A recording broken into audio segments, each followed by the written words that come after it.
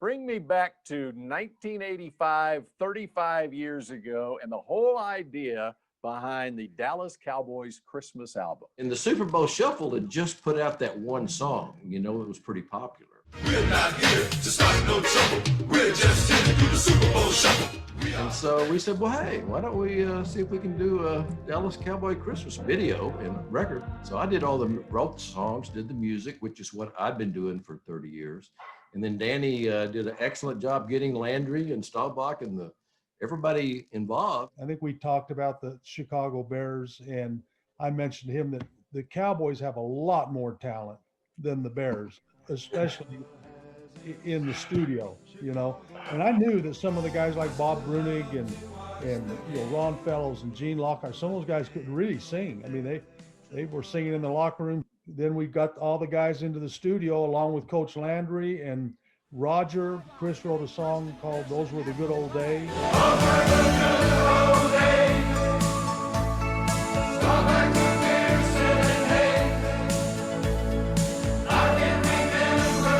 Roger and Cliff and Bob Hayes and Bob Newhouse and a bunch of the guys came in, and it just turned into something that now maybe there's some real good positive memories that come out of that. They do for me.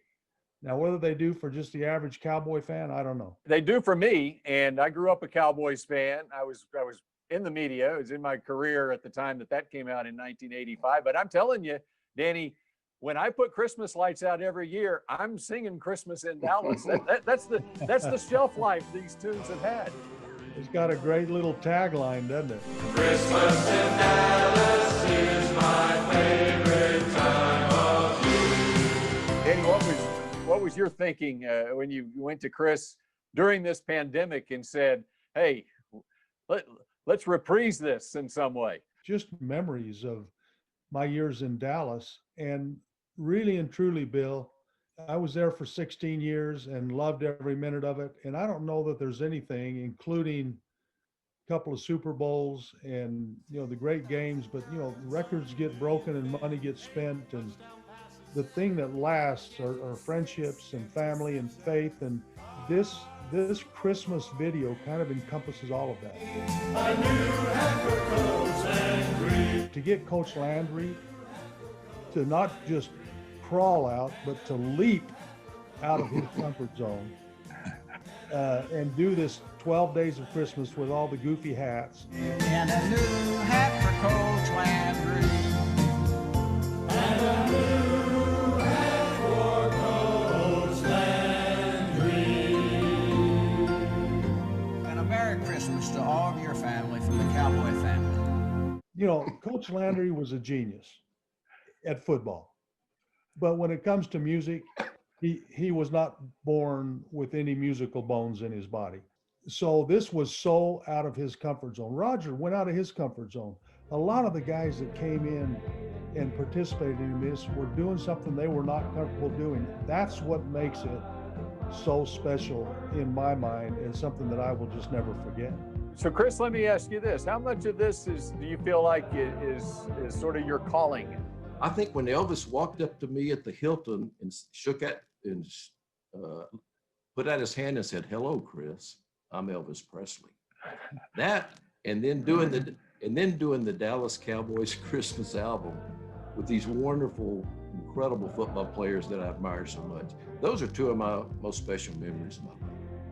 So what was Coach Landry's reaction when you or someone proposed to him that, "Hey, we want you to be a part of this Christmas video"? I can tell you that he didn't even hesitate. If it was something that the players were going to be involved in and he could help, he was in. And I don't know that there's anybody outside of his immediate family that could have gotten him to do this other than his players, his boys, his guys. And when you say that to him, it doesn't matter what it is, he's in. And that was the reaction I got from him. What was your reaction as that was happening when Coach Landry was there, his players, as they were singing the 12 Days of Christmas? What was so funny with Tom was Danny was over there coaching Tom. Danny would say, Tom was saying, well, do I come in here? Well, what do I do here? And Danny was saying, no, we do this. And then you say this. And so it was a reversal of roles. You had Danny actually coaching Tom. And the first couple of times that he did it, I mean, he really blew it pretty bad. And everybody just cracked up laughing, including Tom. That's what I think was so special about this, to see Coach Landry's reaction. He's got all the players around him, and he would mess up, and they would all start laughing and teasing, and he would turn around and, and the banter between Coach Landry and the players is absolutely priceless.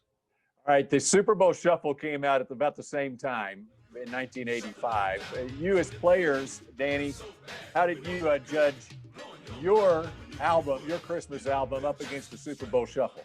Oh my gosh, Bill. It's not even close. It's not even close. Well, I don't know how else to say it. It's just a lot better than the Bears Super Bowl Shuffle. We couldn't call ours the Super Bowl anything, though. That's the only sad part is, if we could have won a Super Bowl in 85 or 86, man, this thing would have taken off.